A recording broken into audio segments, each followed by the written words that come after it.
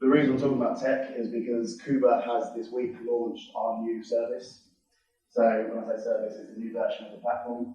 So this is MyKuber. Claire's told me I have to get really excited about this, so I'll shout a bit louder. But MyKuber has been born from advisor feedback. Advisor, client, accountants, every person that deals with us. We've taken the feedback in. A lot of the stuff we used to get was that EIS is quite complicated. Anyone that saw our statements over a couple of years ago, you know what they were like.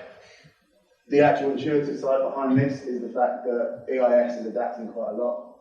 For an industry that supports so much technology, as you've heard from the managers, the actual technology within our industry hasn't really adapted as much. And better is just, well, self-explanatory, be better at what we do. The main thing that your clients will see now when they log into the platform, and this will be the same for you guys as the advisors, is our new sort of shaped dashboard. The idea of this is rather than having to click through different options and go into certain menus and then drill down different reports, everything will be done from this landing page.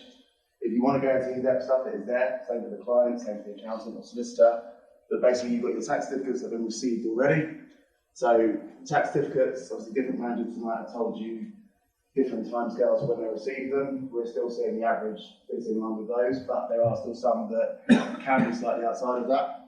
So with that in mind, we've got the outstanding certificates now separated from the ones you've already received.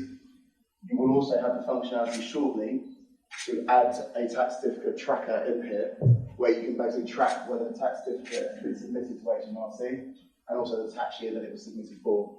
So rather than going through a long list of 30, 40, 50 tax certificates and trying to work out which one you claimed, or having the accountant phone and ask the question, you've now got that facility within Kuber. One of the other things to point out is obviously the client statements. I don't know if you can see it down the bottom here.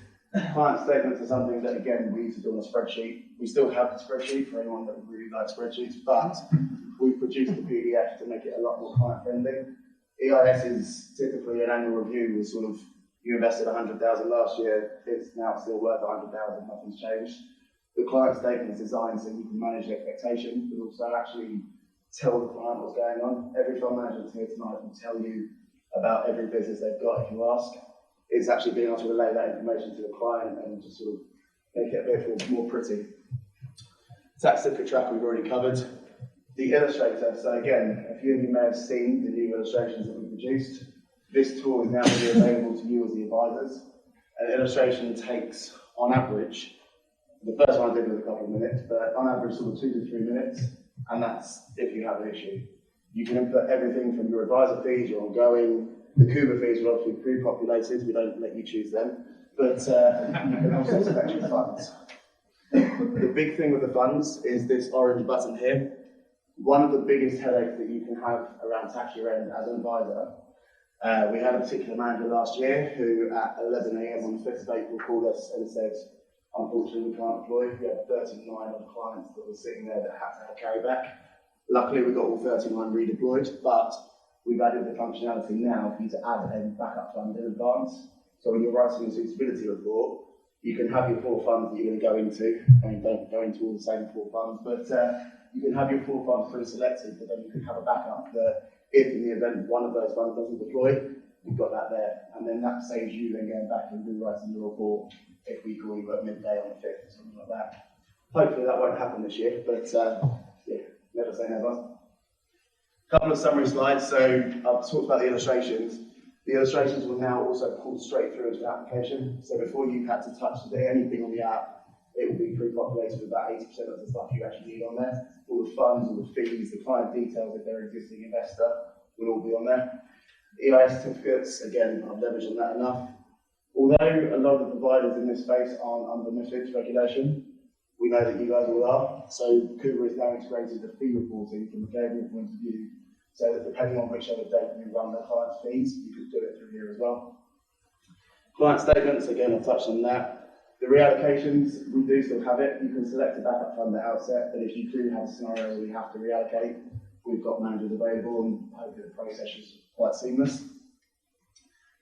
Any of you that use Intelligent Office, so again, this is something that our back office guys have been working quite hard on, but we are now integrated with IO. You can pull in legacy clients that you've got with Kuber, and any new clients that you write business for, it will then come back through into IO as a new plan. So just to summarise, and then I've just said that on the last slide as well, we've got around 8 funds that are still going to deploy before tax year end. That means obviously you can still get a nice spread of diversification. We've talked about diversification up in the past, but you have still got the facilities there. Reallocation process for us, so the deadlines for us at the moment, any applications for tax year end carry back deployment is the 1st of April. If your client lives in 1990 and they want to pay by cheque, then we need that for the 23rd of March. There are still some. One thing I will say actually with that, if your client doesn't want to pay by cheque, we can accept it. Most banks will bounce the cheque initially if it's a new company for over 50 grand. So it's worth being aware of. If they're happy to pay by transfer, then we need that by 3 PM on the 1st of April, and that will still get deployed.